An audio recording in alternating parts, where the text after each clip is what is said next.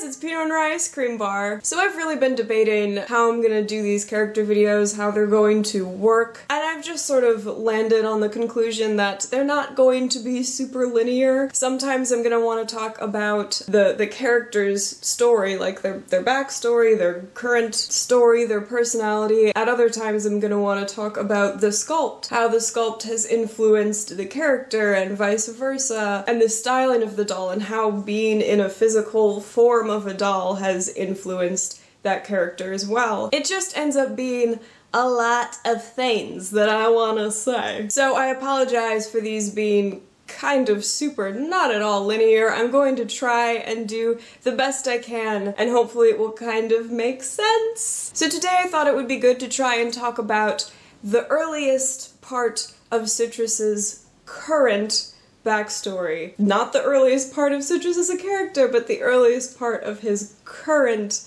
character's backstory. Blech. Which, in a sense, is not really backstory at all. I just wanted to kind of share with you guys about what Citrus is, because I mentioned in the last video that he is not a human, he is an alien, and I thought I would just give y'all some context before I'm jumping into the whole rest of the hibbity-jibbity. I guess I should start by saying none of Citrus's story takes place in outer space. It all takes place on an Earth-like planet that he goes to. So the aliens don't have, I mean, they have scientific names, but people end up calling them different things. For the most part, they end up calling these aliens either invasive aliens or parasitic aliens. And these two species kind of coexist together in space, wiggle wiggle, with the invasive aliens working sort of a level beneath the parasitic aliens. Like the invasive aliens, they're like blue collar, and the parasitic aliens, they're like white collar. And basically it is the invasive alien's job to be jetted off into space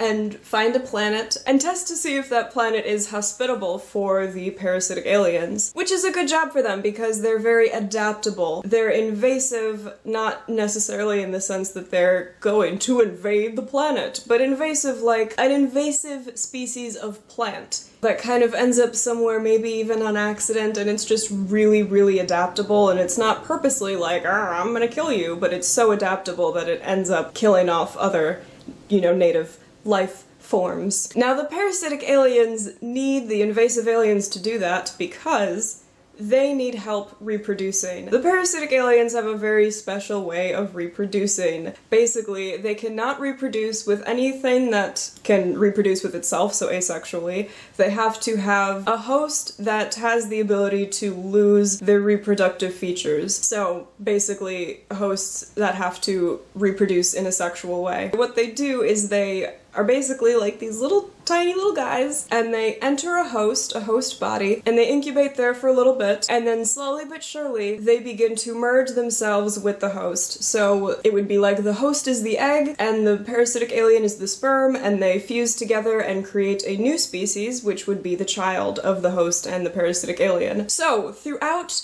the cosmos, these parasitic aliens have been going to these planets and creating this entirely new species on planets, and just that's how they live their lives, that's how they reproduce. And then their children can't reproduce with other children.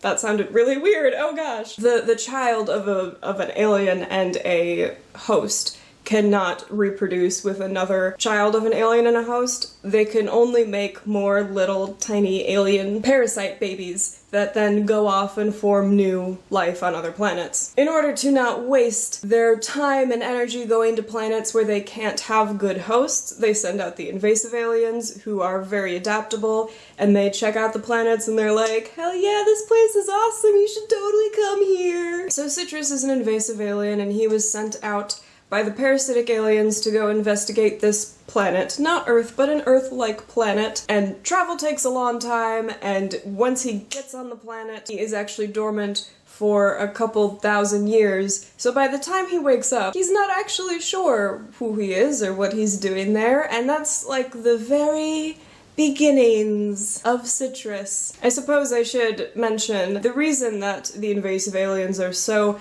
adaptable is because they have the ability to shapeshift. Not quickly, not like animorphs. Slowly. Over a period of years, they can shapeshift, and then they reproduce by budding, so they can create clones of themselves that can also then shapeshift and become fairly quickly very well adapted to their environment. Anyway, I hope this was interesting for you guys to watch and hear about. I hope you are intrigued in some way by Citrus, and I hope that I will talk to you again soon. Thank you for watching. Bye!